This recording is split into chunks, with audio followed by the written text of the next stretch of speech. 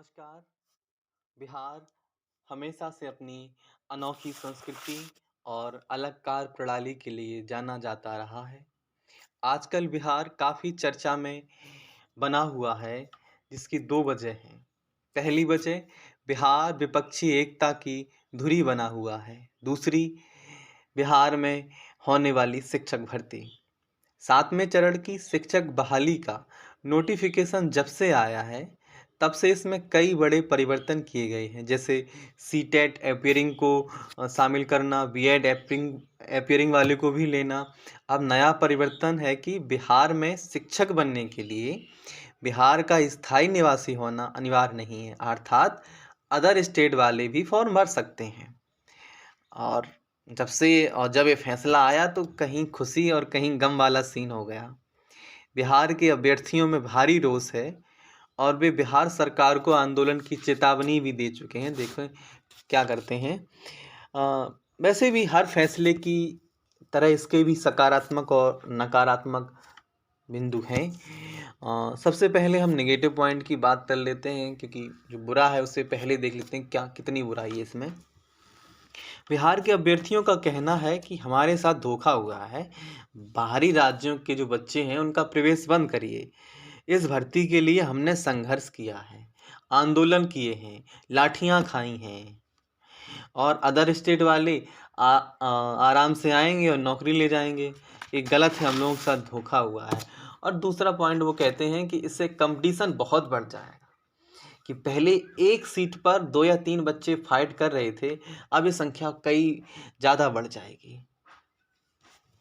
ये बात तो सही है, लेकिन जो कहते हैं ना कि पहली बात कि अदर स्टेट को मौका क्यों दिया, तो बिहारी बंधु जरा इस बात पर भी गौर करिए कि जब 2018 और 19 में यूपी सुपर टेट की वैकेंसी आई और उसमें अदर स्टेट अलाउ नहीं किया था, तो बिहारी बंधु यूपी हाई कोर्ट गए और अपने पक्ष में ऑर्डर ले आए, और यूपी में कई बिहारी बंधु शिक्षक बने हुए हैं।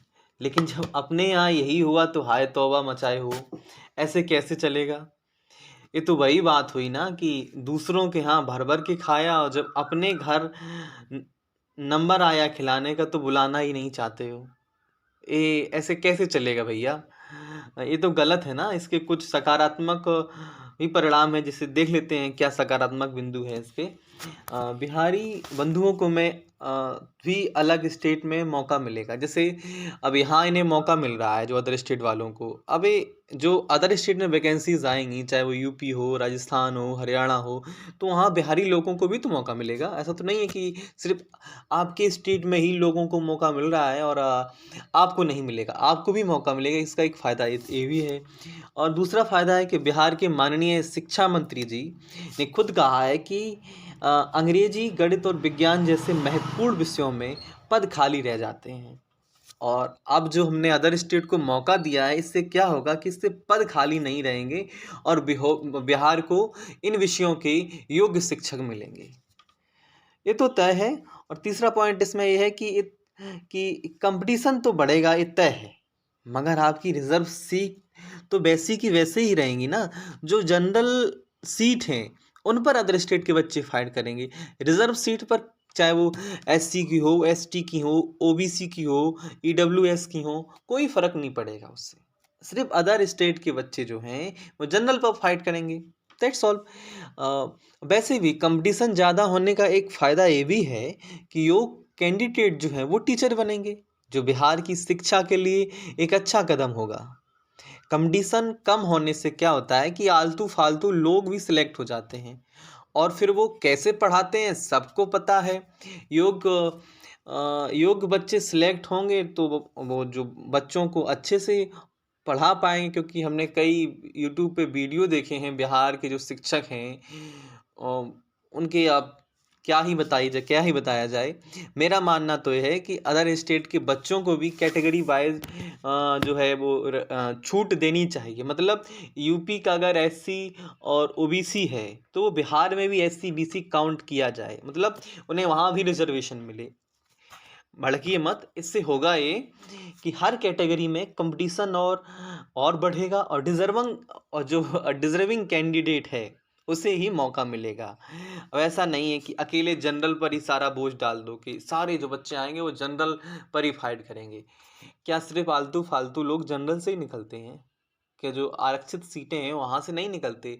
जब कंपटीशन ज़्यादा हो जब सीटें ज़्यादा हो जाती हैं ना तो फिर आलतू-फालतू लोग निकलते ही रहे हैं। चाहे वो रिज़र्व कैटेगरी की सीट हो, चाहे वो जनरल की हो।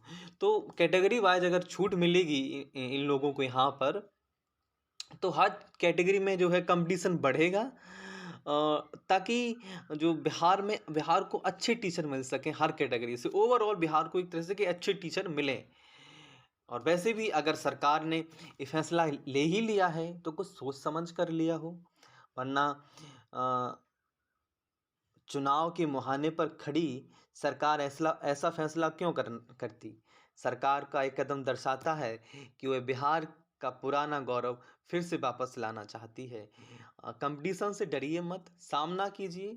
यूपी में भी तो वैकेंसी में भंडारा होता है, फिर भी यूपी वाले छात्र आगे बढ़ते हैं, मेहनत करते हैं और दृढ़ लगन के साथ अपनी झंडे गाड़ते हैं और सिलेक्ट होते हैं। धन्यवाद। अगर आपको ये वीडियो अच्छी लगी है तो इसे लाइक और चैनल को सब्सक्राइब ज़रूर कीजिएगा। धन्यवाद।